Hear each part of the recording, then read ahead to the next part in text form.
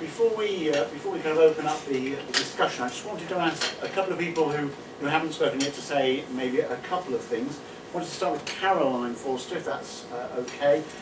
Maybe kind of you could just give some of your reflections from a funder perspective, that's all right. Yeah, absolutely.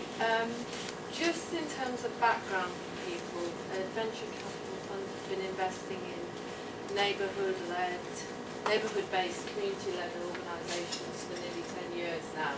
And one of the things we've learned during that process is the importance and the difference having strong partners can make to the investments we make. So in the context of the tender we submitted for community builders in 2009, we were really pleased to include the potential for the HAC-led initiative. That was in there in large part because of Steve Wyler's role as a partner on the tender. And we were pleased to win the tender and deliver it on communities and local government's behalf. In terms of how the initiative is run, I'd like to take the opportunity to thank PACT for the work they've done on it. We've been really impressed with that and really impressed with the commitment shown by all involved in the partnerships. In terms of reflecting on the learnings, there are two points, I suppose, which have just come to me again listening to what people have said this afternoon. And at the risk of repeating something that's been said a couple of times, the importance of developing a long-term approach to these partnerships. That reflects how we've invested in organisations, and I think the willingness of all the partners to look at this as a long-term thing rather than something that is there just for the period of the funding is available is really encouraging. And we know that as an investor it takes a long time to build the trust and gain the sort of levels of communication you need in partnership with investees. So that's an important element. And the other one is, as a funder who looks for financial and social return, sort of music to my ears to hear Mike saying about the benefits that have come to them as an organisation in terms of income potential. And that's really encouraging for us because, we think that strong local partners can help community organisations build those sources of income. And, we look forward to seeing more of that in the investments we make. Fantastic, thank you very much. And apologies for those at the back Okay. if you missed some of they were really interesting. But you can always ask later. Yeah, I'll repeat them over a drink. Yeah, there's a promise. Okay, and then secondly, I wanted to ask Steve Wyler of Locality, Chief Executive of Locality, just to say a few words. Locality are a major umbrella body, and perhaps Steve would talk a bit about the kind of support that housing providers might be looking for. Okay, is this working all right? Yeah. Okay. Well, first of all, I wanted to say thank you to HACT, who have done a great job on this initiative, and to the Venture Capital Fund that took an idea and made it happen. And the idea was a very simple one. We've been talking for years and years about how housing associations and the kind of community groups that are really trying to drive forward change, how they could work together better. There's been a lot of talk about it, and some examples of people doing things anyway, but actually there was more talk than action. And we thought, well, the Community Builders Investment Programme, which was funded by government, by DCLG and OCS, gave us an opportunity to do it a little bit more systematically and see what would come of it. And I think we've heard from just those short examples today that there really is something in this. It is not that difficult. It does take leadership and determination, as we've heard. It can't be just about one-off projects. It has to be about a common shared vision and something which is, again, and people have brought this out so well, something which is about there for the long term. Because a common shared vision for the kinds of community organisations, like Fresh Horizons and many others in this room, is about making a sustained change in very difficult local circumstances.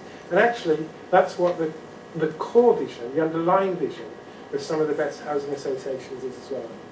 And so I think behind this series of kind of, in a way, one-off projects, behind that simple idea is something I think which is quite profound.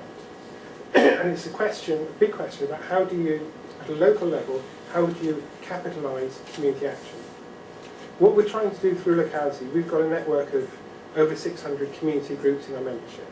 And what we're trying to do is help them build a local capital base for community action. At the moment, about £800 million of assets in community ownership. And with the help of the Localism Bill, Localism Act, and all the other things that we're trying to do, we want to increase that. There are about £200 million of earned income a year from this network of organisations. We've seen grant income plummet. I'm sure you're not surprised to hear that. But earned income increasing. And some of that is on the back of the asset development. And this is important because it creates a much more confident and resilient and capable community sector. So that's what we're trying to do with this group of community organisations. I think this report and Hack's work raises a very important question for housing associations. We have seen government policy over the years being a bit schizophrenic. On the one hand, encouraging housing associations to get involved at community level, but on the other hand, pushing their business away from communities, encouraging them to grow nationally out of communities rather than into communities. And you end up with a ridiculous situation where you have social housing staff in an area, in Milton Keynes or Tower Hamlets, distributed between 30 and 40 and 50 different housing associations. It's impossible for them to be true community assets. They end up, despite their best intentions, stripping wealth out of communities to do further developments elsewhere. They don't want to necessarily, but that's what happens. And it also means that it makes it incredibly difficult for them to make a sustained community impact. I do think that's a big problem, and we've seen from the examples today, your partners in Huddersfield, Leeds, that it can be done differently. So I think I'd like to say, use this opportunity to say to government, to investors, maybe there's an opportunity now to incentivise the local and get better long-term sustainable results from it. Would it be possible, for example, to link allocation of government, housing, grant, subsidy, investment, to prioritise those housing associations that are properly locally based, to get them to do asset swaps so that they get rid of some of their stock that's in the wrong place and they bring it together in a local area, for example. Or to develop the kinds of partnerships with capable organisations like Fresh Horizons. And why not? Why not for